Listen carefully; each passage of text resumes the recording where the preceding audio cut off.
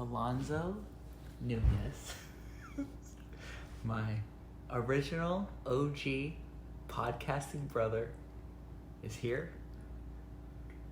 You're back from Nepal. It's been a little bit, but we're going to pretend like you just came back. I'm going to bring you back to that first fucking day and week coming back from Nepal. And we're going to squeeze all the wisdom and all the good shit that we can out of this, to share it with our Dream Talking listeners, to share it with the world, the good stuff, so they can take a little piece of it and bring it into their lives and their days. So, Alonzo, welcome to Dream Talking. Welcome back, I should say. It is welcome back. It's welcome back. That's I'm one of the listeners now. I'm really not that important. No. I'm not either. Not that. None of us are that important, but we gotta do something with this time. We gotta pass the time in some way, so we're gonna record some of the time we passed together, talking about it and sharing some wisdom, because you never know where people are at, man. Some people might need to hear what insights and revelations you came across on your trip to Nepal. Not everyone can do that. I can't do that. I can't go take 4 weeks and go hang out in Nepal. So share it with the listeners. Let them know what insights and revelations you came upon, and we'll dig into it. So That's right. Do you have a specific question, or do you want me to just talk about? I do. So this is my buddy Alonzo. Just in Nick's little world of podcasting and dream talking, my first podcast ever that I recorded and released was with you. I want to say this is 2000. I know, yeah, you remember? Station K. Station K? Station K, man. 2018, I want to say. Oh yeah, I made a little paper, little puppet The thing. little puppet as we were talking. Oh really? I don't know if tight. it's still out there somewhere on the web, but that was a podcast ago. That was the old podcast. This one is Dream Talking, which you have done an episode on. This was, I want to say May of 2022, so we're going on 2 years ago, the last time we did one together. It was good. We talked about death and the anxiety of losing your family and a lot of good stuff. It's up there, episode 20, somewhere around there. But Okay. We're back, and we're back specifically. I've planned on having you back after your trip to Nepal to talk about that. And to see where you're at, and to share some wisdom with the listeners. So I'll just let you know up front, majority of the listeners are Paul Hederman, Zen Bitch Slap Yeah, I know world. Paul. Yeah, I know. You've been to a couple Paul meetings. You know what's up. So there's no reason to clarify the basic shit. They know, they understand non-duality, they understand consciousness, they understand sort of the deeper meaning of that we have to use words. Yeah, we got to use words, right? We're stuck with these imperfect tools of words, but what else do you got, right? Is what we have. Yeah. We're going to try to use words to explain that which is beyond words. And I'm sure you had a lot of those experiences while you were trekking in Nepal. So I'm going to just say, tell us your story of going on a hike in Nepal, and we'll see where it goes from there. It wasn't really just small experiences. It was more of a now that I'm back here, you try to you get takeaways, right? Kind of key points, and I think the one thing that I can say that I remember and that I try to use as almost as a tool, because these are just memories, right? But what I like to use now day to day, when in traffic, or when you're at work, or when whatever situation arises in front of you, because life's always unraveling, right? You can never foresee everything. But I think what I like to use is, so when we were trekking, at some point, we would walk for so long, and it'd be at an incline, right? Because we were always moving up in elevation, and so it wasn't just like a flat surface, right, where you're just walking. You're constantly going up and you're going for miles and miles. And I think our longest day was something like 26, 28 miles or something like that.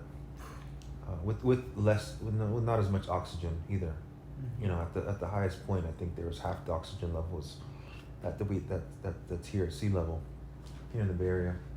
Yeah. So what we're used to. So what I remember is we would just focus, and everybody that was on the trek with me, my brother and my cousin, something that we remember is that we would just focus on our next step. Like there was no other room for anything else, for everything that happens here in our day-to-day life. There's no room for that there. You walk, and you're just constantly focused on taking the next step, and until you reach your destination. And we'd have to continue walking, or else we wouldn't have a place to sleep or a place to eat, in our place to refill our water. We had life straws, really, if we really needed to drink from the river. But I think the one big takeaway is to focus on what's going on right now, at this very second. And I like to use that. I like to use that a lot when we're dealing with stuff back home, whether it be financial issues or stuff that goes on with your family, or even successes. It doesn't have to just be negative. Yeah, the trials and tribulations of life. Pretty much, it's the successes and defeats. So you can use it anywhere. It's just take a second to focus on what's going on right now.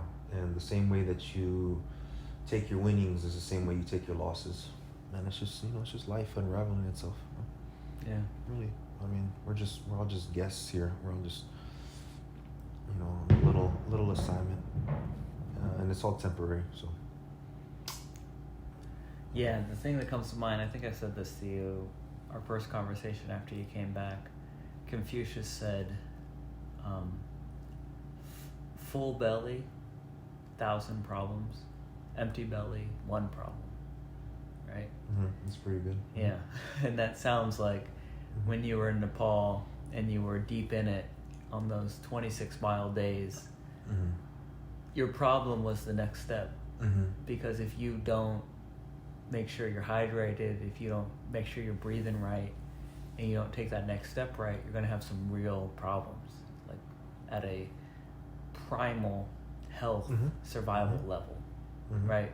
And so you had 1 problem in front of you, and it was the next step, and the next step after that, and all the 1,000 problems of, finances, work, family, friendship, drama, everything else, didn't have any room in your brain because you had to take that next step. You got down to that base primal level, and you were there for multiple days, for multiple weeks at a time.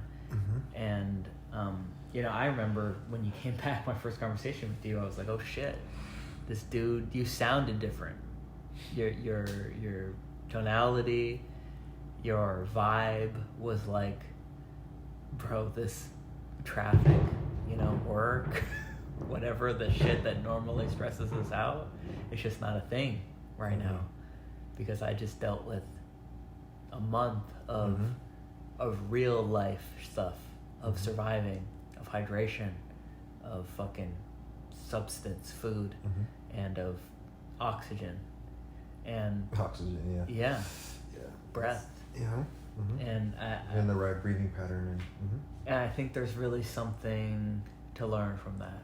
I mean, I haven't been in the same physical condition in my lifetime. I haven't gone on a hike like that or whatever, but I connect to it deeply, and I hope the readers can recognize the listeners can recognize a real lesson in that, of what's right here, immediate in front of you. Your next step, your next meal, whether it's for you or for your family or whatever else that it is. And it simplifies stuff on such a cool base level. And I know we've talked a couple times since you've been back, so it's not quite as fresh as it was the first time that you got back, but I hope that can kind of stay with you when the usual bullshit of Western culture and Western civilization and the hustle and this and that pops up. You can be like, wait, do I have fucking hydration, food, and oxygen? Okay, I'm good. My basics are taken care of in a way, right? And everything else on top of that is just sort of bonus. Mm-hmm. Yeah. Right? Yeah. You know that. Yeah. That's pretty much it. Yeah. So, I knew even before I left on the trip and during the trip, and as soon as I got back from the trip, that the way we live and where we live, how competitive it is, and what it demands. What day in and day out is gonna weigh on you, and it's gonna kind of twist how we think, and to escape that for a while, to see that there's another way of living, on these mountains. I knew, as like I said, I knew eventually I'd get back to the way, pretty much a product of our environment. We are, where we live, it demands a certain type of person and how we have to live in. And I just knew I would have to I'd want to make just a little tool almost out of it, to where if I can just refer back to how I felt when I was over there, that it would help me out just a little. Even in one of the best examples is traffic. You go in traffic and you see how some people are in traffic. How how upset they get if somebody cuts them off, or how much in a hurry they are. At all costs. What I'm saying? They're trying to get home, and just they take it personal. And if I can use that just in traffic alone, then that's enough.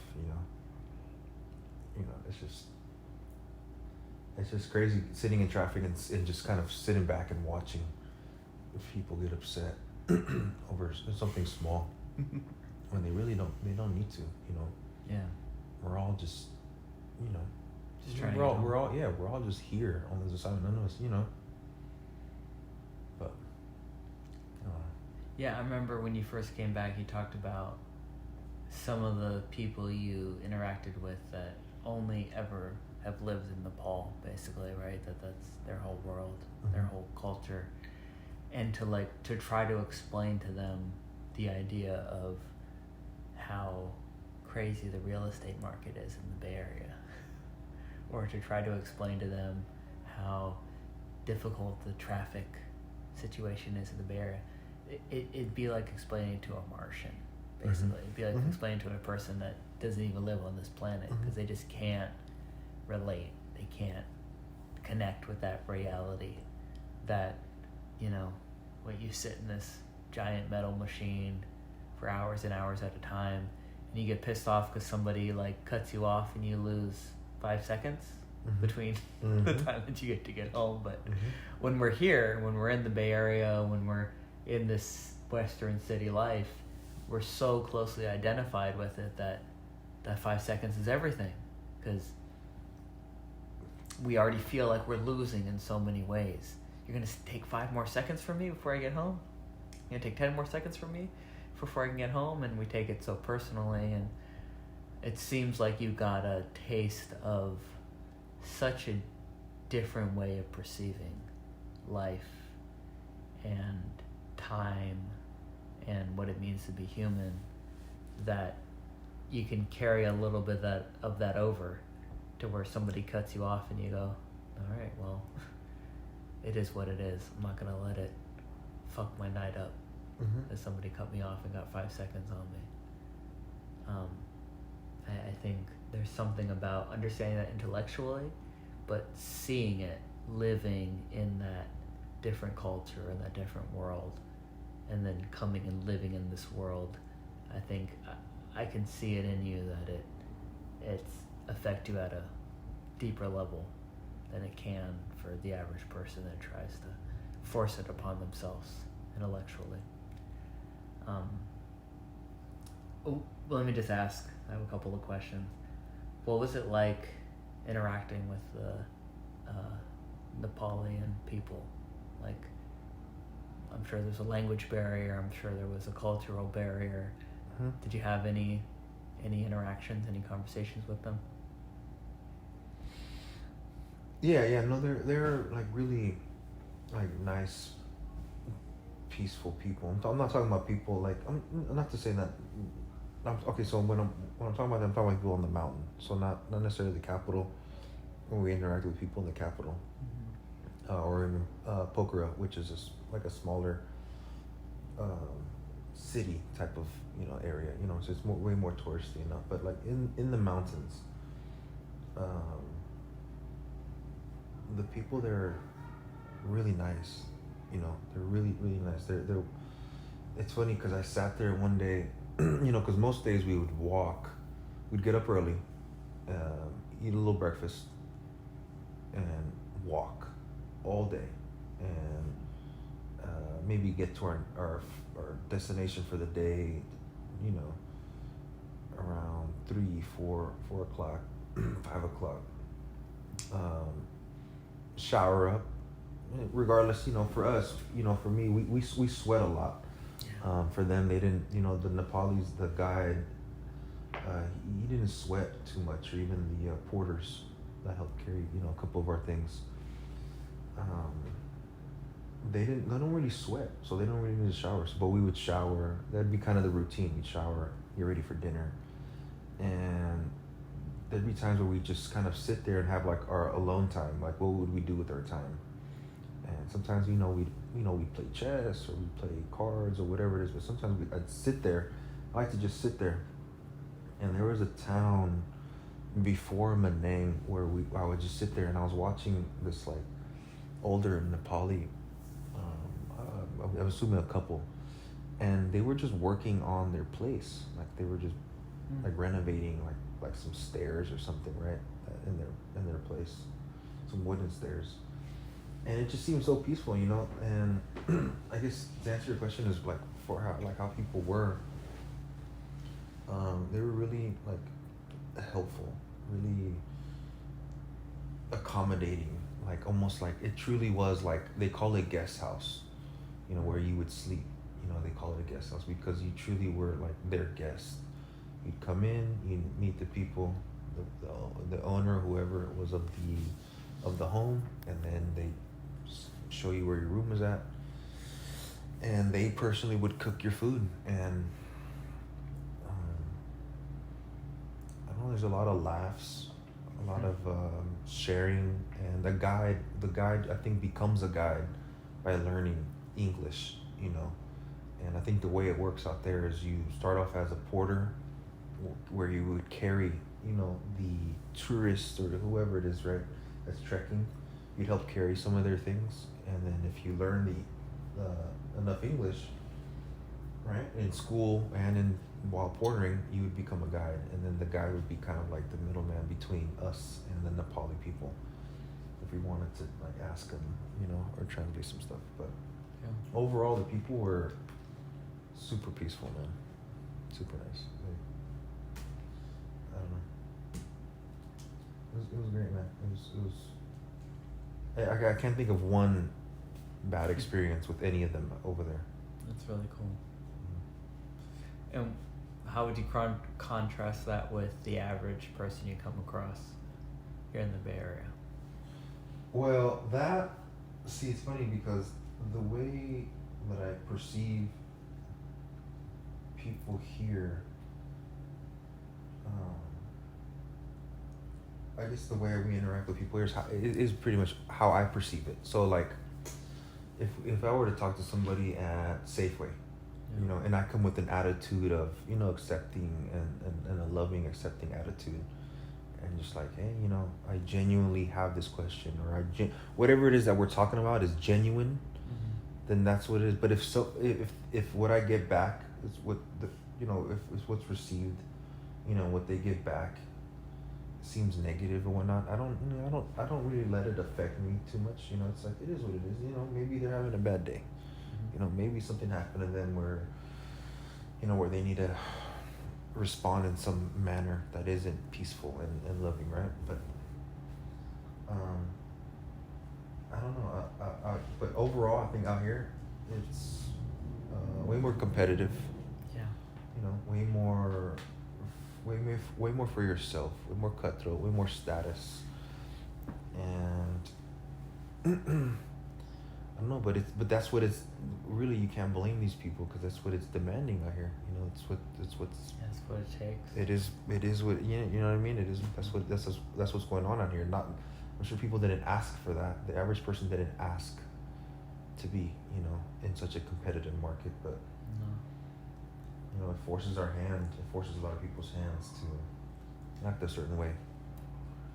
And even though I do try to better myself, you know, at an action figure level, financially, Yeah. I don't know, man. I don't let it affect me because I can die driving home later, or I can, you know, die tomorrow, and Yeah. you know, just as long as I lived a genuine life where I was compassionate and understanding, then I mean that's the way I want to live my life, you know, and I think that's how I hope to see other people, you know, even here or Nepal, you know. Yeah. Yeah. To get the message that that is valuable, to be genuine, to be compassionate. It seems to be harder to do here in the Bay Area, in this culture. You know, one of the last podcasts I did was right here on this couch with Dylan Weidman, rode a Unawheel across the country. And I went to a Paul meeting, and afterwards at coffee, somebody said, "Hey, this is Dylan's last day. He's flying back to New York tonight." And I said, "Hey man, do you got a ride to the airport?" He goes, "No, I was planning to take an Uber." And I said, "Oh, dude, I'll give you a ride. You know, where are you going, SFO?" And he goes, "Oh yeah, thanks, man. That's you're the first person that offered to give me a ride to the airport. A lot of people knew I was flying, but you're the first person to offer." Mm-hmm. And I go, "Oh, right on. Like, that's cool." And he goes, "Yeah, I had 7 people on the other side where I'm landing in New York offer to pick me up, but I had no one until you offered to give me a ride to the airport. And that kind of gave me a sign, you know, the difference between the West Coast and the East Coast." And he said something that I've only ever really lived here, so I don't know any other culture for an extended period of time. But he's a gypsy. He's traveled all around the world. He goes, the culture of the West Coast is money. It's all money. It's all status, as you said. Mm-hmm. It's all individuality. Mm-hmm. How can I make sure that I'm taken care of? Mm-hmm. And it's not that the people are particularly selfish or bad. Yeah. It's that this marketplace demands that of us. Mm-hmm. If we don't handle our own business, we're not gonna have a fucking shelter. Starve. We're gonna starve. We're not gonna have food. We're not gonna have a shelter. You know, the housing market is insane. The rental market is fucking nuts. Mm-hmm. Just to have a fucking roof over your head, just to have food on the table, takes. You have to be selfish. You have to look out for number one, and it's worse now than ever. And I'm saying this because I know the majority of my listeners are people that are regulars at Paul's. You know, they're here in the Bay Area, and the whole world isn't necessarily like this. This is an extreme example, and I think you got a good taste of that by going to Nepal and been to other countries. You know, Thailand and all over the place. And it's sometimes good to just get a little bit of distance from that and realize, like, the hustle and bustle of just fucking getting by, it's not necessarily natural. And we are sort of meant to look out for one another just a little bit more than we're kind of conditioned to in this culture that we live in. And it's just the nature of the beast. This is where we're at. You want to live in the Bay Area, you want to live in the West in California, you're going to have to hustle. You're going to have to work really freaking hard just to have a roof over your head and just have food on the table. And there are other ways, you know, and you've seen that in Nepal. And you've seen a different value structure, you know, of what's important to people. And I think being able to take that here, we were talking earlier, we haven't yet quite on the podcast, on the recording, but we were talking earlier about Stoicism. We talked a little bit on Dream Talking about that. I think that's sort of the bridge between, this is the reality of the world that we live in. You gotta work, you gotta make serious money to put food on the table, to put a shelter over your head. And all of the great Stoics sort of knew that. Seneca, Marcus Aurelius, Epictetus, all the Stoics knew that you have to play by the rules of the culture. You have to play by the rules of society. But you don't have to be a slave to the rules of society. So a lot of people figure out the rules of society, they make the money, they have the home and the car and the job, the status, they got some nice shoes, they got some nice clothes, but they're a slave to it in a way that they're not finding that peace and that distance and that separation from that inside.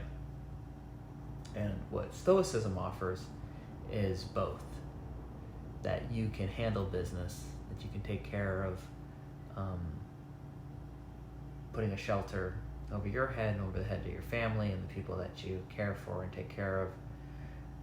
But you can also find that peace inside, and you can know your true strength is beyond the number in your bank account or the car that you drive. Your true strength is, hey, when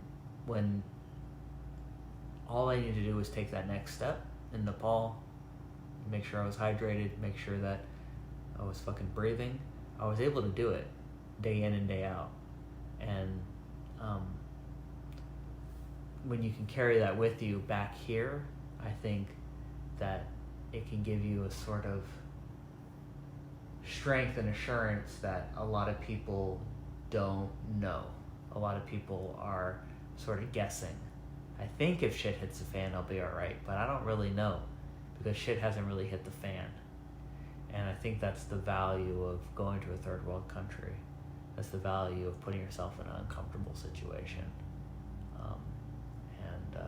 That's what I've seen in you, man, and I hope that it stays and it sticks. Any thoughts on that? Yeah, as far as it's sticking, yeah, it's part of your tool belt, you know, as far as what we have to be as men and navigating to this world, you know. We have children and people that look to us, and you know, we have to like, I guess,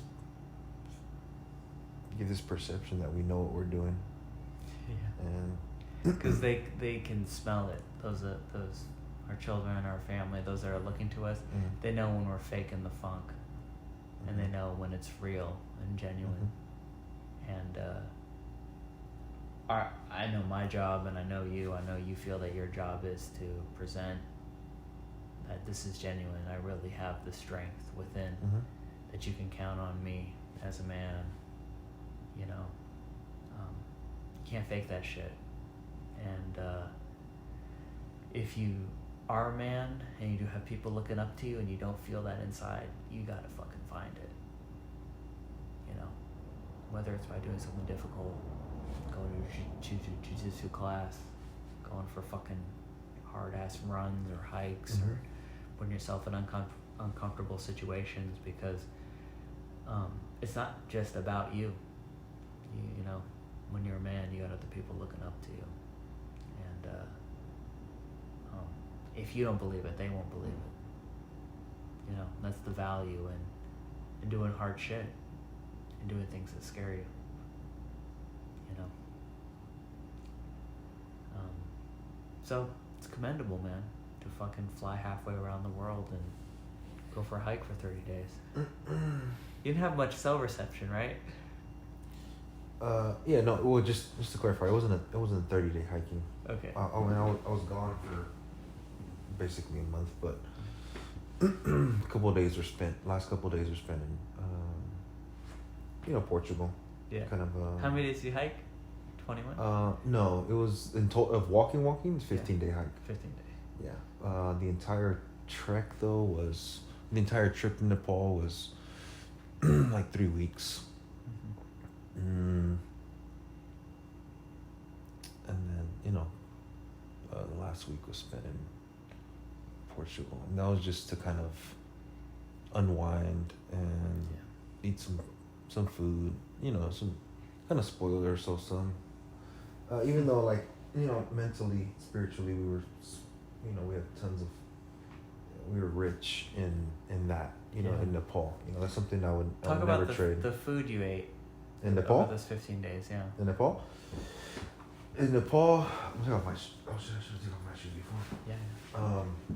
In Nepal, we went vegetarian on the mountain. There were even right when we got to the capital in Kathmandu. You don't mind if we went straight to some vegetarian food. It was when we got up there, it was rare for us to eat any type of meat. So what we looked forward to was carbs, rice, potatoes. It was dal bhat, so it was rice, maybe some some pickled vegetables, some beans, type of deal, and papada. Anybody that's out there, Nepali, papada was some type of tortilla chip type of. Yeah, I think I've had that. Hmm? Yeah, it's thin. Papad. We gotta go to the Nepalese place. Yeah, there's one around here. Yeah. What else was on the plate? Did you eat momos? You know momos? Yeah. We had They have momos. momos out there? We had momos. There's some on the mountain, some places. Some didn't. We had vegetarian It's all momos. vegetarian. Yeah, we had vegetarian No momos meat. regardless. Yeah. And that in itself, with the walking and the oxygen and everything else on top of that, we also had to go vegetarian. At first was like, damn, we can go for some some what we're used to over here is having a meal. Burgers. But even now, even after Nepal, it's kind of carried on. You kind of seen it I a little bit yeah. today. I know. I was like, I don't really look for, I'm not really interested in having some red blood, some red meat. Yeah. Some chicken, I don't need to have meat all the time, and because we were, it was sustained with rice, potatoes, vegetables, and it was enough. And when you're hungry, you're gonna eat whatever's there, and everything tastes great because you're hungry. Yeah. So that wasn't, I wouldn't say it was a challenge, but because after a while, we just got used to it, and that's just what we knew what we were gonna eat. Yeah. And we also knew, I think what helps is we also knew it was temporary. Mm-hmm. Like we weren't going to live this way, because you can't. It's funny because my mom, when we were younger, my mom used to give us chocolate milk.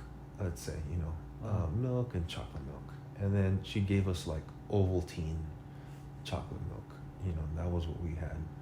But one time, our auntie, our tia, gave us some kind of Nesquik type of chocolate milk, and some real processed sugar type of stuff, right? And not to say Ovaltine's any better, but Nesquik's it's way better tasting. Yeah. Regardless, we had some better tasting chocolate milk, and you can't. From then on, if we were to have some Ovaltine, we'd be like, dude, what the hell? We want, we want this other stuff, that we have at our auntie's house.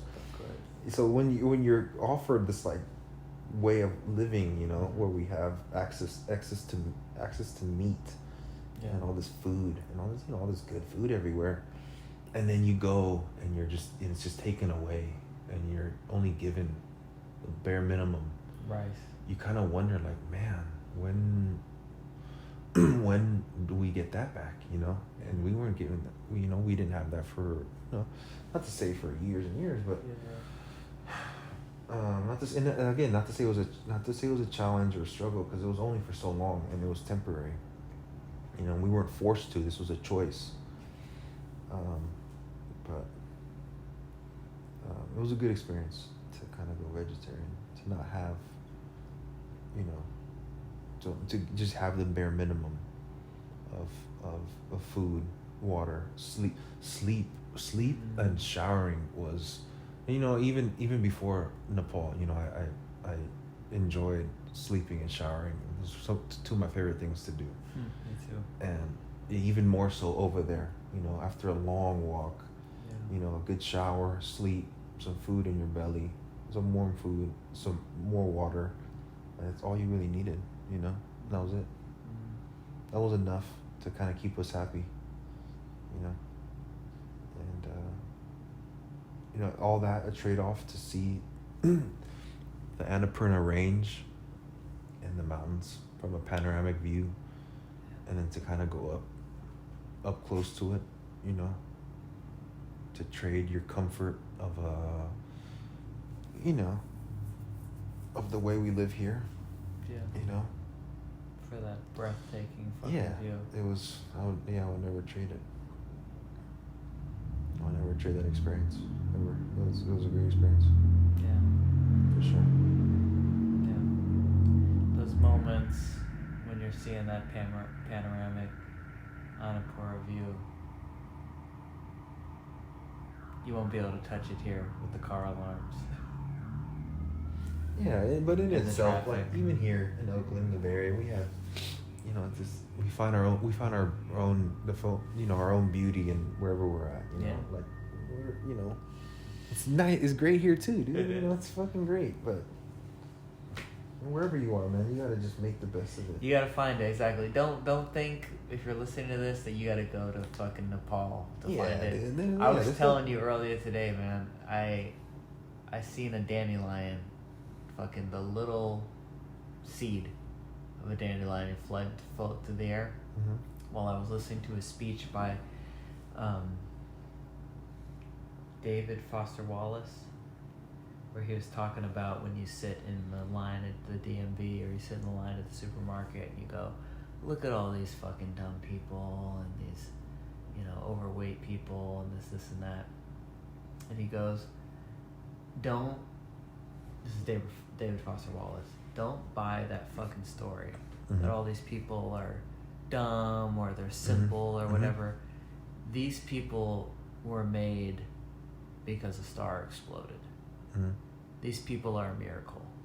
This moment, even the DMV is a miracle. Even fucking hanging out in line at the supermarket is a miracle. Don't miss it. Don't miss that. Whether you're in Annapurna looking at that breathtaking fucking panoramic view of the Himalayas, or you're here in the hood, surrounded by homeless and shit, it's all amazing because the alternative is nothing. Exactly. The fact that there's something is a miracle, is amazing. I heard him say that as I was walking to let you in, and I seen a fucking dandelion seed floating in the air. And I was like, yeah, dude, this is a miracle. And it's available every day, every moment. If you just stop and shut off the fucking story of all the shit going on in your brain, all the stuff you're worried about, all the things you want, all the things you don't want to happen, just shut it down for a fucking second and see where you're at. Right here in this room, or if you are listening to this while driving, sitting in traffic, like see where the hell you're at. Is the sky blue? Is the sky gray? Is the wind blowing? Are the trees moving? There's nothing but fucking amazing, beautiful shit around us all the time. And we miss it because our brains say, nah, there's got to be something more. There's got to be something better, right? And there's not, dude. This is it. This moment is everything. Whether you're in the ghetto of Oakland or you're in the fucking Himalayas, it's here. It's here now, and I know you know that because you've been in both places and you've seen it in both places. And I just hope the listeners can get a little taste of that too. Don't fucking go and buy the tickets to Nepal or to India, or go and do that, but don't think you're gonna find it once you get there that you can't find right here and right now, wherever the hell you're at. Yeah, even the guide, someone that does it regularly, calls it a pilgrimage.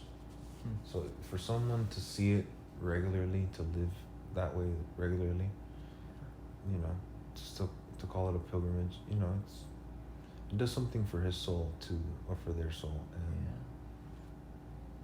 it's just if you feel you need to do something, right, to escape from this, Nepal's not a bad choice. Yeah.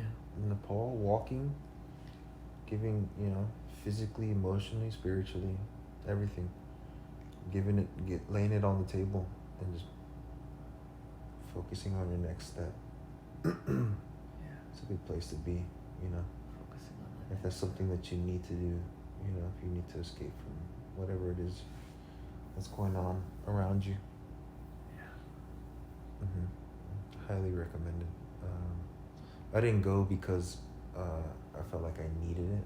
I went because I knew, to me, I felt like I took a chance on it that I would get something out of it. So when I thought about what I wanted to do for going into my 30s, for my 30th birthday, most people, it's funny we talked about this, a lot of people would, I won't say most people, but a lot of people would choose to, party or drink or, be around tons of people, to be validated, that you're alive, that you're here, and celebrate your life.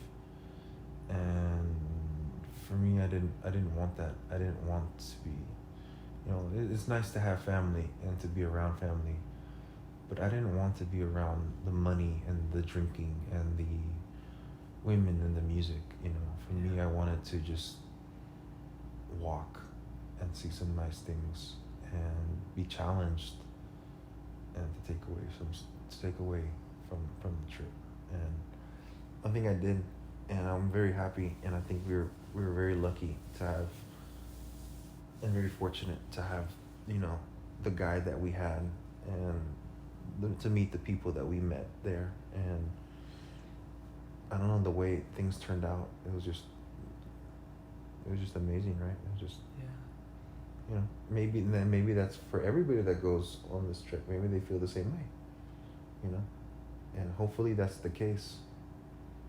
But in my experience, it was amazing. It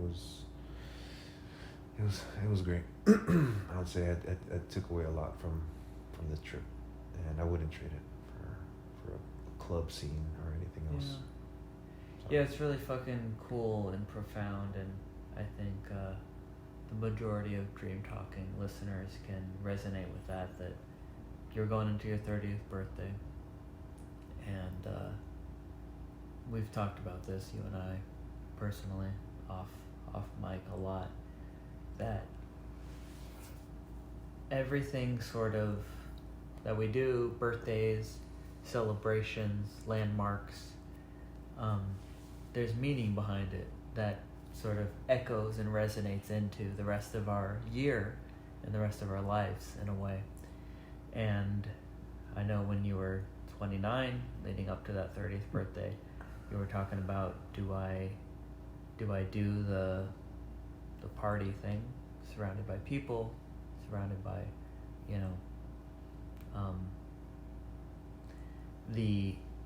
the more unfavorable way to say it would be distractions, alcohol, party, right, stuff like that. Or do I do what I really want to do, what calls to my soul, of like, 30, it's a big step. It's maybe halfway to 2/3, somewhere in there of my life. what does this life mean to me? What does it mean to be human? What does it mean to have this fucking 30-year-old body that I'm going to be carrying through for the rest of my life? And you already know my bias. I think you made the right decision to go on this trip and to go with your brother and with your cousin and experience that at this critical age and this critical step.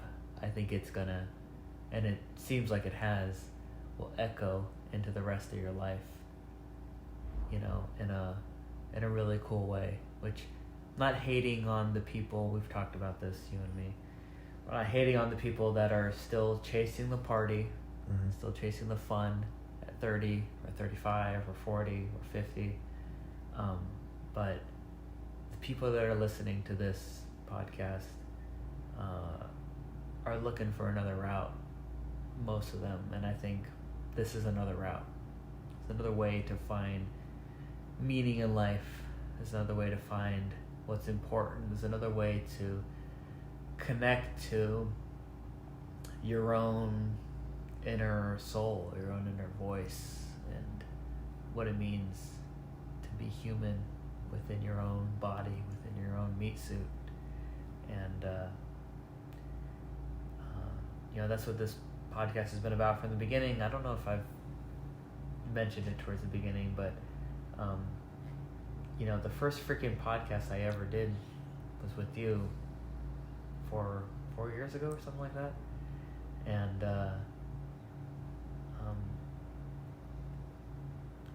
it opened up a door within me, and there's been a good majority of regular listeners I've corresponded with and all that we're trying to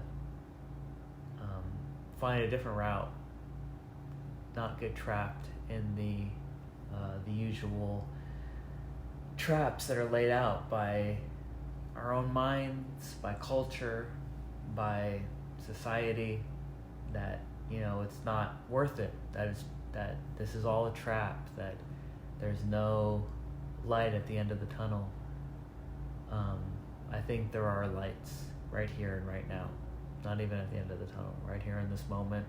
There are ways out, and there's ways to live a meaningful life and to share something with your loved ones, with your family, with your friends, that's beyond just, you know, the next distraction. And that's what Dream Talking is all about to me. And I appreciate you, Alonzo, for being along on this journey. We're 15 minutes in. It's good. It's a good podcast. Got any other lingering things you want to share with the people? Nah, I mean, I feel like so far it's been about my trip to Nepal. So yeah. I think there's maybe there's more questions you have for me. No, I just I asked it earlier tonight. I'm gonna ask you it one more time. What's the best way to spend your time on this life, on this trip, on this time that we have here? This assignment? This assignment? This 60 to 90 year assignment that we're on. Shit, or even a day. You know? Just today. But 24 hours. What's important? What's important? Yeah, we talked about this a little bit earlier. Yeah. So my answer to you was just a bunch of things that were not important. Yeah. You know, it was my answer. It's not money. It was we, you know, instead of saying what's important, let's go over everything that's not important. Let's cut out everything. I call it cut out all the bullshit. And what I was left with, or what we're left with, is nothing, right? It's just what's going on right now. And like it's you know, for people listening, you know, you think about, you know, your loved ones and stuff, and you know, you want to say that they're important, or you know, even something as like drinking and driving. Like, you don't want to drink and drive and maybe hurt somebody else, or lose your lose the stability of having a job and caring for your family. Like, all that's important, but what determines what's important?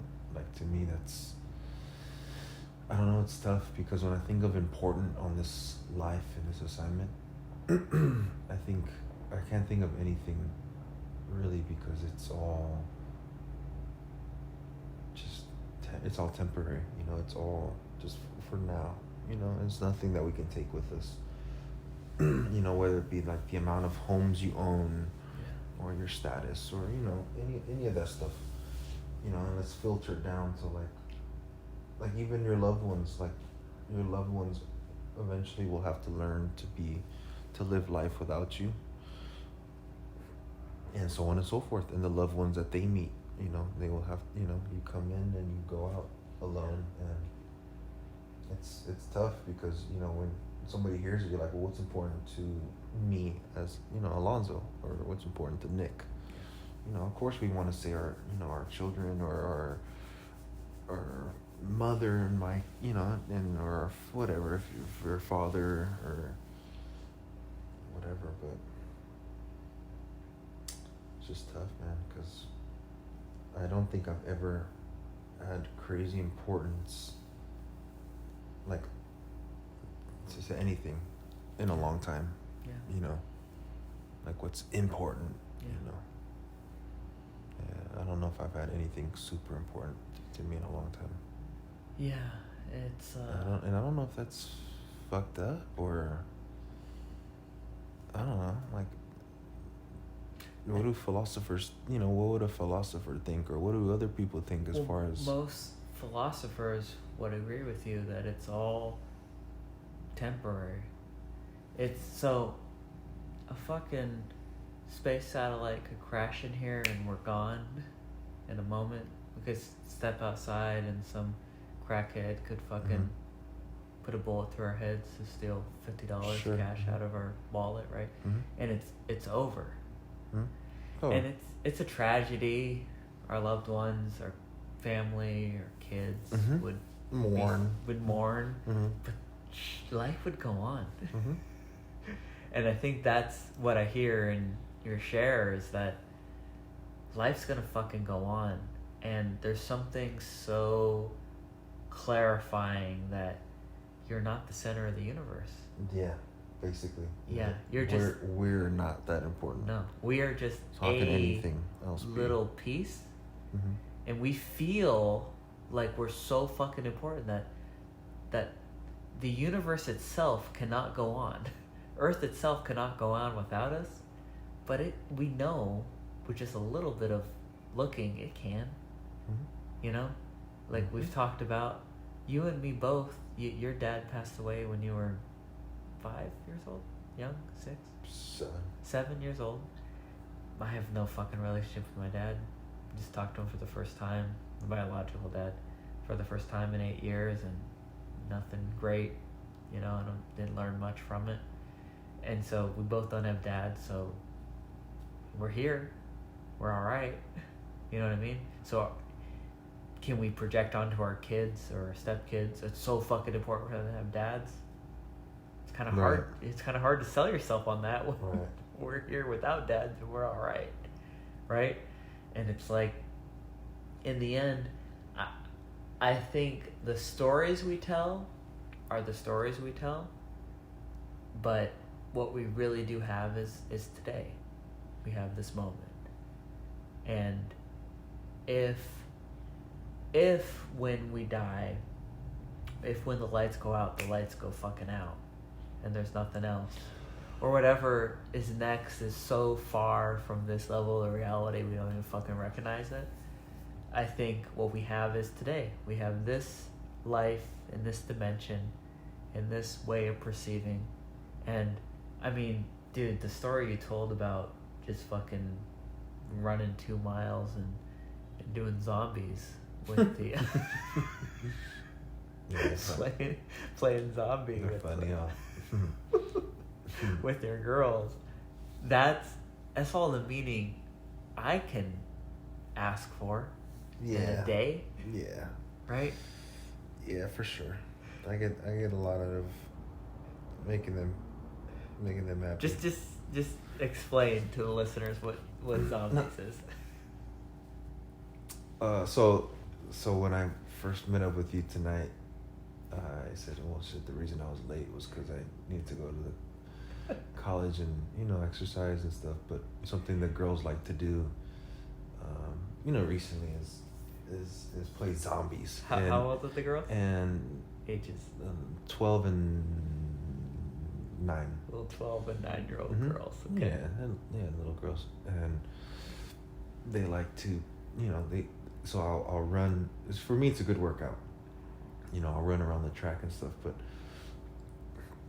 they like, I'll get on all fours and kind of bear crawl towards them and pretend I'm a zombie. And, if they get too far away, then I'll stand up and run. And as I get kind of close to them, I'll get back on all fours and crawl after them. And that's just what it'll go on for a while, for, who knows, 10 minutes, of doing that. And then I eventually catch one of them, and then we take a break and we just lay there for a while, and then we'll do it again, right?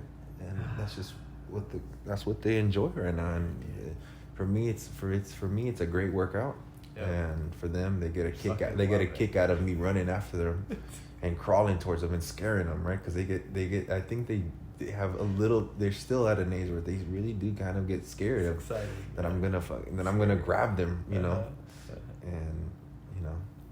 I'm not gonna do anything, but obviously, but I'll grab them and they enjoy it. Yeah, so, dude. That's it. Right. It's pretty funny. Yeah. So and I enjoy that, and it's funny because you understand, as we enjoy seeing them enjoy that. It's pretty basically what we get. That's our fulfillment. Yeah, that's what I live for, dude. Yes, to service others. Yeah. Yeah. For sure. It's not our own selfish needs, but it's to see them kind of be happy. Yeah, so. It's so corny or typical or whatever, but I hung out with my daughters last weekend.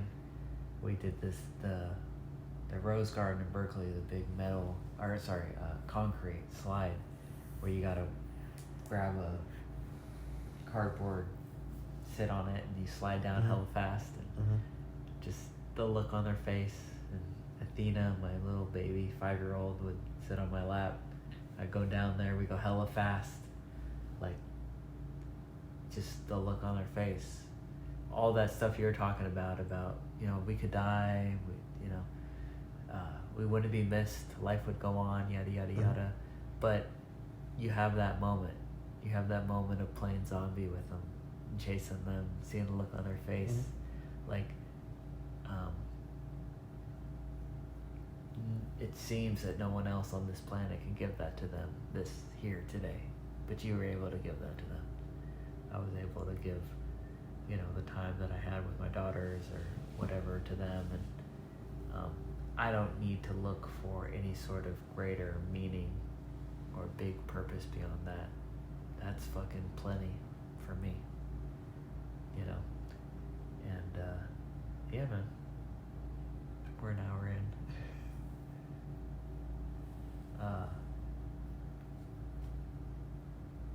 I don't know what else to say but that. Fucking go out there, make somebody smile, enjoy this moment, enjoy today. You woke up this morning and got another sunrise, which not everybody got, so make the best of that sunrise and make the best of this day. If you get a chance to make somebody smile, make them smile. Anything to add to that, Alonzo? From what you just said? Yeah. Is this like a closing thing, or are we? I'm closing unless you got anything else. Yeah, and then you have any more questions? No? I don't know. I kind of asked everything. That's good to talk about. I mean, I talked about the meaning of life. Where do you go from there? The meaning of life. What's the meaning of life? God. I mean, if the meaning of life isn't playing zombies with the girls. I don't know how you can top that. Yeah. No, I don't know. What do you think happens when you die? What do you think happens when you die? Yeah.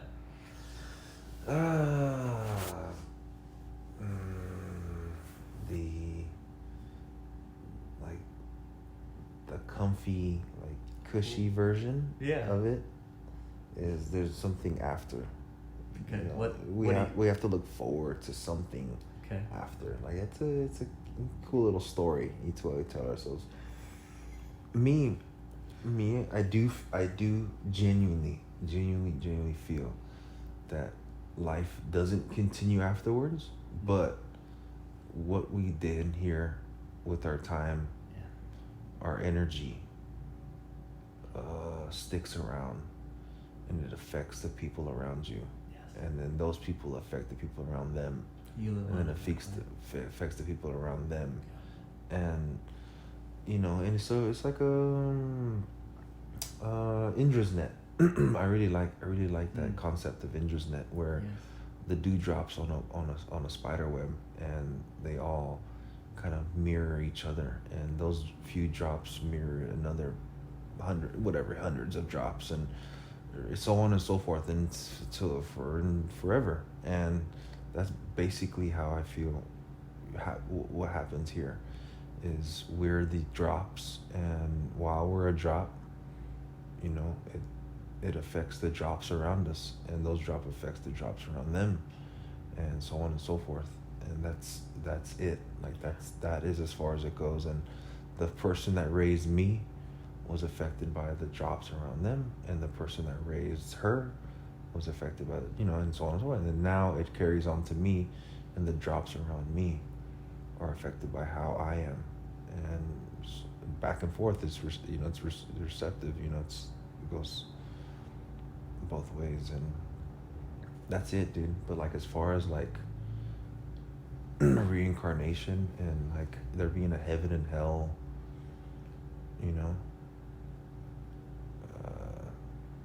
I don't know, man. I think that's enough.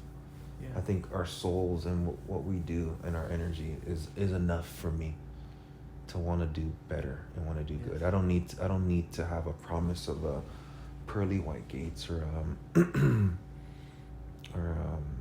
what's Valhalla? Valhalla. Yeah, whatever that is, and anything, whatever, dude, whatever people want to believe in. If they want to believe there's a place they're going to after this, then sure, why not, dude? Yeah, sure, why not? I'm on board, dude. Let's tell each other that story. But I truly feel like the fact that we affect one another, and those people will in turn affect the people around them, is enough for me to want to do good. And I don't need a promise of anything else. Indra's net is enough. I just read a Jordan Peterson quote today that you having a positive effect on one person, you look at it as, I helped one person, but you didn't.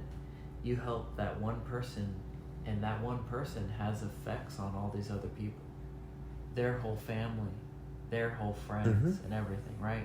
So you can have some sort of a positive effect on someone. You can't even understand in that Indra's net way how far-reaching that positive effect is. And the inverse is true. If you're a shitty person, if you're impatient, if you're selfish, whatever, the same thing that can have such a far-reaching negative effect. So you want to tell yourself the story that what I do isn't important or whatever. It's just because you're just seeing this narrow view. Every single person you're affecting, every single person you're touching, there's a whole web of effects of that. So every interaction that you have with someone, do the best you can. Approach it meaningfully, putting the best, self that you can forward, because you don't know, you can't even understand how far reaching the echoes and the ripples of that is. That's what I heard in your answer, and I agree. Go out there and fucking take every interaction with importance, with seriousness, and do the best you can, because you never know how far-reaching one positive interaction can go. And just not even an interaction, just the example that you're setting. I to make it about me for a second, but when I have this routine with my daughters where we go and eat at the same diner every week in Berkeley, Saul's, it's a Jewish deli, and they bring out the little papers and crayons and they color and stuff while we're waiting for the food, and they draw me all the time. They draw Daddy and them, and within the last couple of months they draw me and they draw big old biceps on me, big old muscles, because I've been working out, right? They never used to do that, and they never said, "Hey Papa, we noticed that you've been fucking working out and your muscles are getting big." They just see Papa's the Superman. Papa's got big muscles, right? And like that stuff translates. My oldest, Amina, is like doing the monkey bars and like pushing herself physically and this and that, and like you never know how far every one of your small actions, how far reaching it is. So just do the right thing, do the hard thing, do that thing that you don't want to do, go to jiu-jitsu class, go to the gym, whatever it is, like just do it, because it's not just about you. It's about everyone that you touch and everyone that sees you. And, Yeah, there's not really a finish line to any of that either. No. It's just, you just keep doing it. Yeah. Like, you could, you could go to jiu-jitsu and be like, all right, well, once I'm a black belt, it's done. It's like, no, done. I don't think black belts just finish. Oh. Like, I think they continue practicing because it's what they do. Runners, it's the same concept with if you just want to run, like you don't need to be the best runner. You don't need to have, you could have goals, but like it doesn't mean you're done. If you can just live an active life like that, Yeah. I think it's healthy for everybody around you. Like it's funny that you said that about your muscles, because like even just today, I was running, and the girls were like, I want to come and run with you. I'm like, all right, girls, but I'm really gonna run this time. I'm really gonna run. Yeah, slow down. Girls, I'm really gonna run. Like, you run as much as you can, but then after that, I'm gonna keep running, and you guys are, can play, but I need to do this. And they ran their little little piece of a lap, and then I would just keep running, and then when I was done, they were like, I can't believe you just run all that without stopping. And to them, it's just, it's just so astonishing, right? To run, 2 miles. I only ran 2 miles today. To us, we're like, dude, it's just 2 miles, dude. What the fuck? It's just a little quick 2 miles. And to them, they're like, my God, I can't believe you just ran all that, without stopping. And Yeah, you're showing them that's what's possible. And they're funny, and they're like, yeah, to them, it's just so far out. And I don't know. It's pretty cool, because you get to show them, that this is something that they could do too, Yeah. It seems impossible. Or even like the roller coaster rides, you took the older one, she rode her first roller coaster ride, and she was so scared, but after a while, she enjoyed it, Yeah, you're teaching them that lesson that you can face scary shit. When you have that feeling inside, oh, I can't face it, face it. You faced it. And that translates onto everything. Yeah.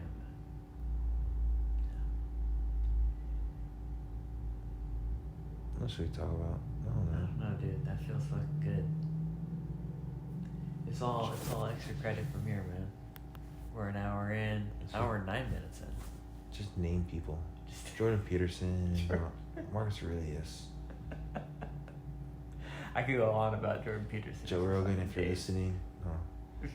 If Joe Rogan is listening to this, you'd be a pretty cool uncle, man. Hey, I said earlier I already have my dad picked out. It's Jordan Peterson. What the fuck, dude? No, dude. I wouldn't. Listen, I didn't have a dad either, but I wouldn't pick a fucking dad. I'd just say uncle. Uncle. My uncle would be fucking Joe Uncle Rogan. Joe. Fucking that dude's cool. He's on the vision board. I might be on his podcast one of these days. Yeah, that dude's pretty cool. He's a badass, bro. He's just an example of someone that, like, I'm gonna make a career, a badass career, around doing just what I want to do. Yeah, no, it's not just that, dude. He just what comes out of his mouth. It's just cool. Like the shit that he says. Deep ass wise shit. Yeah, it's just cool, like level shit, you know, level-headed shit, and it's just makes tons of sense. Like it's hard to for me, it's hard to it's hard for me to dislike the guy because he just makes a lot of I feel like level-headed shit, a lot of average across the board. I'm not to this, I'm not to that, you know. It's all live and love one another, but at the same time protect your shit. And it's just kind of how I kind of operate too, you know. Me too. Kind of how I navigate is, you know, I'll love and accept all, but at the same time, you know, I have to. we have to protect our. We're in these meat suits. We protect yeah. our little baby meat suits. Mm-hmm. It's part of the game we signed up for. Mm-hmm. Yeah. Yeah, there's a few guys out there that get it. You know when you hear it. Yeah, Paul's pretty cool too. Paul's pretty cool. Yeah. Super cool. You want to go to another talk sometime? With Paul? Yeah. Yeah, the only thing with Paul meetings though is I enjoy the Paul meetings. Yeah. But I don't want to make it a thing to where, like I've told you before, I don't want to make it a thing to where like, if I go, it's because it's, you know, like anything else, it's natural and like it's fun and like we go and we check it out and I go say hi to Paul and I get to listen to him. But I don't want to make it like a ritual, like I'm going to church. You know, I don't want to turn it into a thing where like, all right, well now here's another Paul talk and I have to go listen to him for me to feel. Dude, you're onto something because I need it. If I go a month without going to Paul, it's like I call it like a drug. That's what I don't want, dude. I don't want it to be like church. I don't want it to be like going to a mosque. Like you need it. Yeah, dude. Come on, man. I don't like. Yeah. If I go, it's because you know I want to see him and say what's up, and then you know have a little, you know, maybe a little talk, a little listen, and have some good food after, and that's it, dude. But other than that, I'm not gonna turn it into a thing. It's good for you, man. It's a thing for me. I need it's like a drug, like a psychedelic drug. I go a month without seeing him, and then I go and see him, and it just fucking, it's like spiritual fucking windshield wipers. It just clears all the bullshit off real quick. But I don't know, I have a pretty deep soul connection to him and his message. But it's scary shit, right? He's old. He's pushing 70. How much longer he's gonna be able to do this shit? And then where am I gonna go for it? But you know what? I think that's not just Paul. I think that's for anything with me. I think it's just not being like too attached to anything. You know, it's kind of like a book, even like a good book. Like I try to take away a good amount of the book, but I don't want to make it a thing. The Nepal trip, you know, I took some good takeaways from that. But I don't make it like a centerpiece. I don't make it a thing. You know. Anything that I listen to, I see, anything that I don't know, anything that I come across, you know, I try to take away from it and put it aside, but like on to the next type of thing, you know, it's not a theme, you know. Yeah. Well, I mean, ultimately, hopefully, the thing is your own voice of a higher power. It's not reliant on anything else. It's within yourself, you know? And you don't need any guru, any person, any book, any religion to connect to it. It's just there. It's free. was talking with another one of my friends earlier today about that. The direct line I feel that I have with the higher power is priceless, because I can just go have a conversation with it. And What is a higher power? What are you talking about? it's hard to explain. It's deeply personal. Because the higher power, it is me. It's not any different than me. It's within my own brain. It's everything else, but it's so clearly not Nick. Yeah. It's so clearly something else, because I know Nick's answers for things are not ever the same as the higher power's answer for things. And I literally just today I put out a blog on the Laughing Stoic Buddha, LSB. I put out a blog called Techniques to Strengthen Discernment or the Voice of a Higher Power, or I think it was Intuition or the Voice of a Higher Power. And it's a hard fucking thing to talk about, because it's just so personal. You know that voice when you know it, and if you don't put in the concentrated time and effort, it's going to be hard to tell the difference between what's just the voice of thinking as usual and what's the voice of a higher power. I've put in 4 or 5 years of figuring out the difference between the two, and I'm really fucking solid on when it's the voice of a higher power.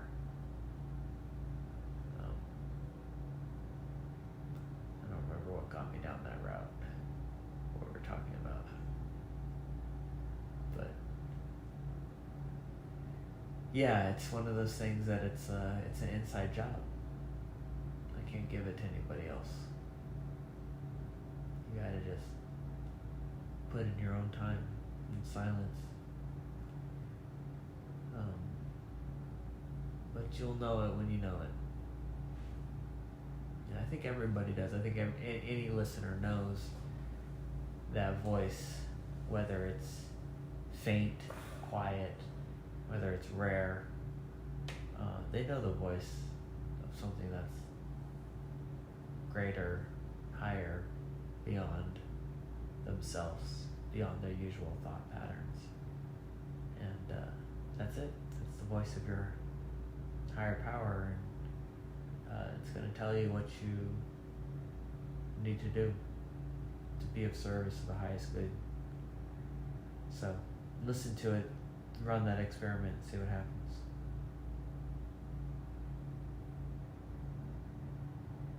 Got anything to add to that? No, man. Where are we gonna go? Where's our trip? Next trip? Mm-hmm. Dude, we're an hour and 20 minutes in. We already beat our first podcast. This is good. Our next physical meat suit trip. Meat suit trip. Vietnam, bro. We're gonna go. You think you're gonna go to Vietnam this year? 2022? I don't see it happening this year. 2023. I'm not gonna lie. Yeah, I'm not gonna lie. 2023. I just took a bunch of time off to go I know. Me too. to Nepal, and then probably my next bit of vacation would have to be with, the family. Yeah, the family stuff. We'll do the next podcast after we go to Vietnam. Yeah, I feel like we should go somewhere. We need to Pretty do it. cool. We talk about like, it's all just a memory, and it's all just whatever. It's all gonna pass. Just a story. Yeah, it's just a story, whatever. But if we're gonna spend time on this assignment, it's not a bad way to spend our time. Is seeing other people and how they live, and I think it's beneficial to everybody around us. Yeah. Live that Anthony Bourdain life for a week or two. He would have been a cool uncle too. Fuck yeah, Anthony Bourdain would be a good uncle. He's Dude, up there. Bourdain and fucking Rogan as my uncles. Damn, dude. Some good uncles. They're pretty fucking tight. Yeah.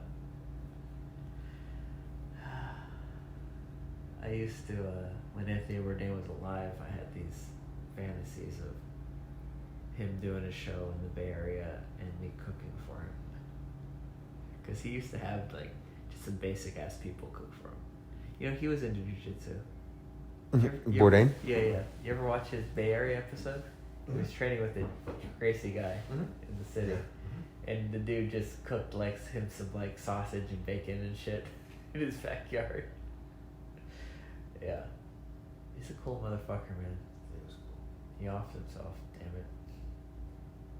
Got him too. The nihilism got him too. I mean, Who knows? I don't know. No one knows what the fuck. Is that supposed to be like? It's like almost like taboo, or is almost like frowned upon to fucking kill yourself? Like, Bro, who the fuck are you to say? You know, who are we to say that's not the way? You know, I can't say shit. Yeah, like, I know. who cares? It says what it is.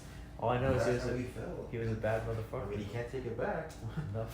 You know, but That's the one thing about suicide is you can't take it back. no, but that's how he felt. So Yeah. I still like the guy. Yeah, he's a badass. Yeah, He's a badass. You can't take that away from him. poor dude. Yeah, I mean, is it poor dude? I don't know. Not for him. Poor daughter and fucking family. Yeah, that he offed himself, but like, while he was here, did he? He lived that. You know, He lived this assignment to the fullest. What did he give the other drops around him? You know? Yeah. He created more good in Indra's net. In the Think so? reflection. I think so, for sure. Well, then there you go. 100%. Like, it cares how he went. Yeah. I agree, man. So, Dream Talkers, go make some good in those dewdrops and those reflections in the Indra's net. Thank you, Alonzo, for being here again, for supporting this journey, this dream talking journey, and we'll do another one after we go to Vietnam. How about let's talk about then you'll be happy. When are you gonna be happy? This concept of then you'll be happy. Then you'll be happy. I don't know if you read all my blogs, but I put that in my blog sometimes. I put, quote, then we'll be happy. Dude, that's a straight little saying that I bring up like in Paul meetings, groups and shit. It's a good one. It's a good one, bro. Right? Then I'll be happy. Like it's. Where did you get that from? That was our thing, right? I think you made it up. That was our little thing. It was our thing. Mm-hmm. This is like Buddhism 101. Is you and me. So in our world of construction, right? We got guys that are making a lot of money. They're young. A lot of them don't have families, and they go off on this thing of like, I'm construction. Yeah. Quote unquote. Quote construction. Yeah, sure. Guys talk about the next car they're gonna buy, the next truck they're gonna buy, the next home, the next whatever. Just cash out refi. Cash out refi. Fucking cash out refi. Oh, that fucker. Just all this shit.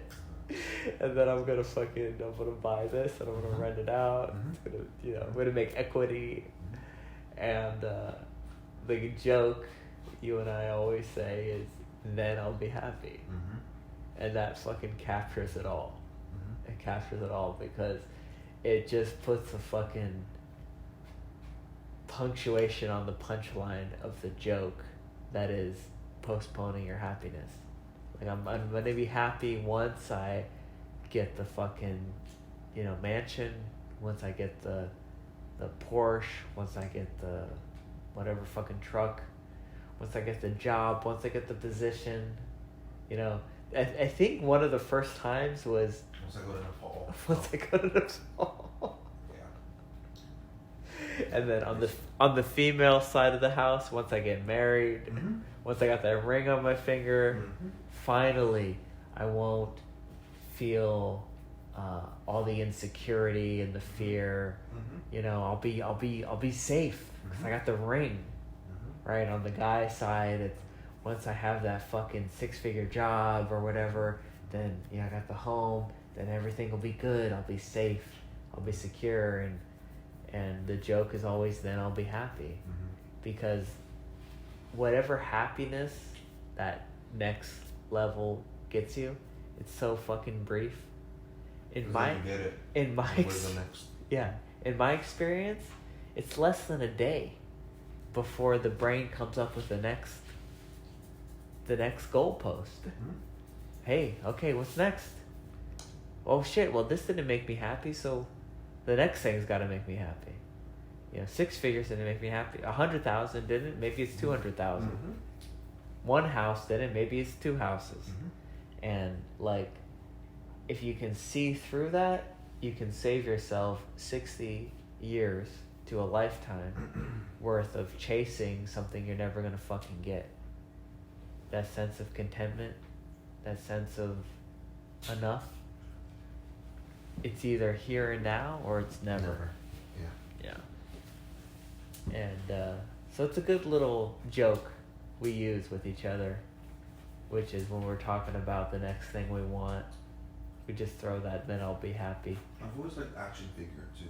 Action figure's good. That's Paul. That's right? Paul. That's the Paul. I've always liked that too. Yeah. Yeah, it's nice to get. So I'll let you explain, because I talk about action figure all the time. What is it that you like about the concept of action figure? It's just like we know there's no difference between the two, right? That's if we want to get into some non-dual stuff, but the fact that we can playfully separate our day-to-day action, when we say action figure, we mean our when you say it's the same thing as saying meat suit. It's our need to eat, drink, breathe, shower,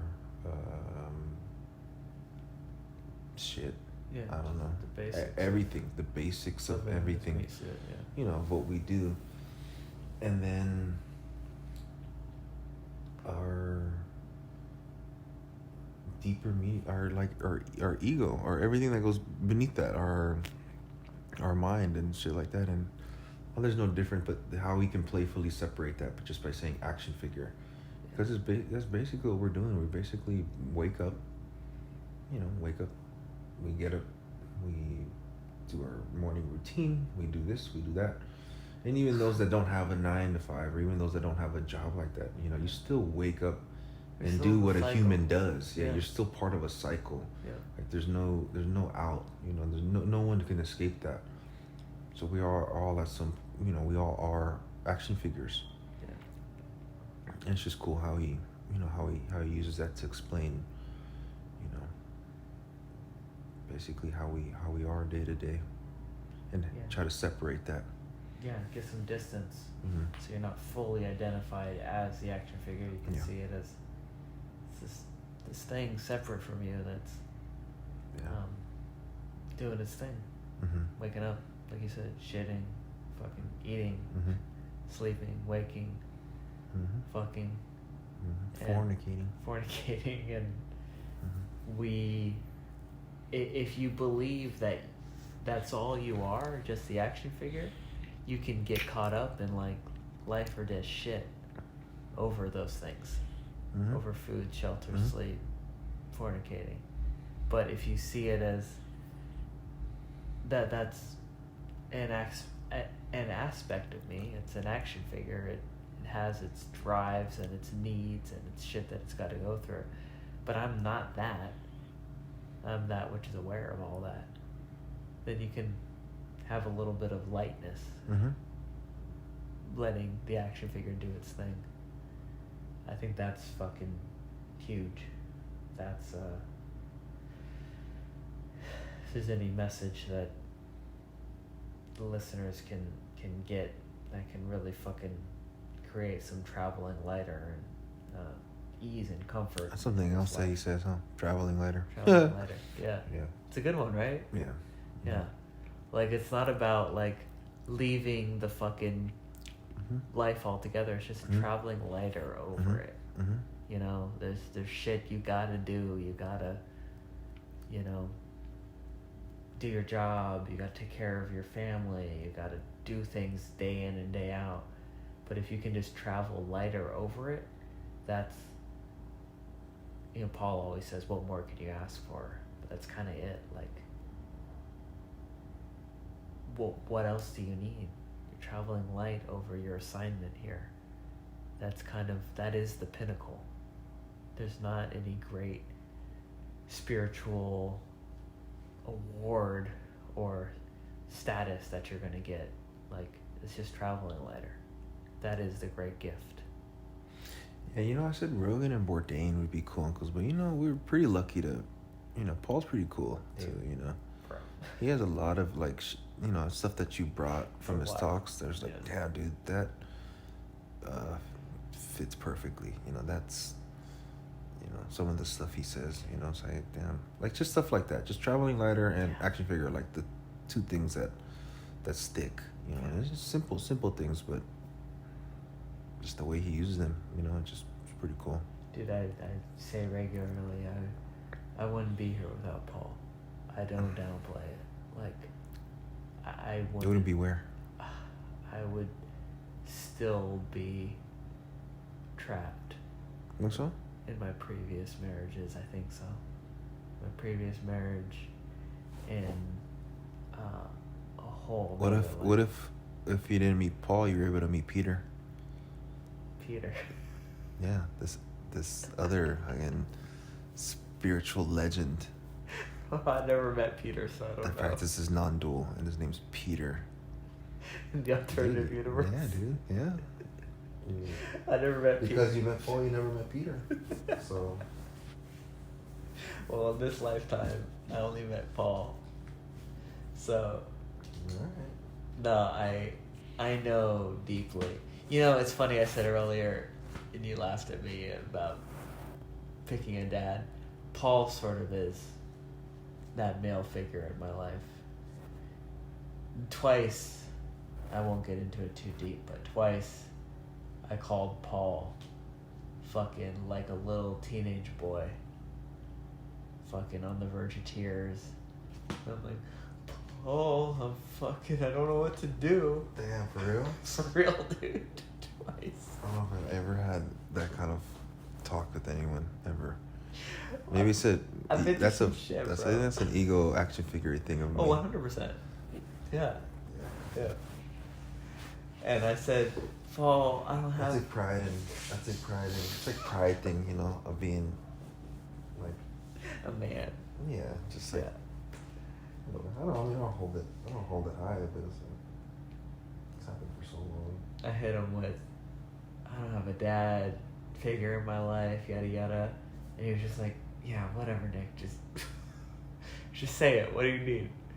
And what the fuck do you want, huh? Yeah. And both times, just told me exactly what I needed to hear. And it's a big piece of why I'm here where I'm at. And it's pretty cool. Probably saved me at least 10 years, if not a lifetime, of living a life I didn't want to live.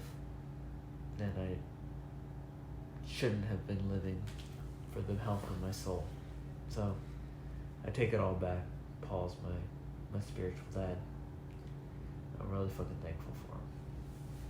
That's pretty cool. Yeah, it's what Dream Talk is all about. It's all about fucking 50% about Paul. Everyone already knows it, but it's beyond what people get out of listening to him on YouTube and stuff, and the message. All that stuff's amazing, but to have him as a true mentor, a true fucking spiritual and action figure mentor in this life is the reason why I'm here. Where I'm at. Saved me a lot of fucking time and heartache.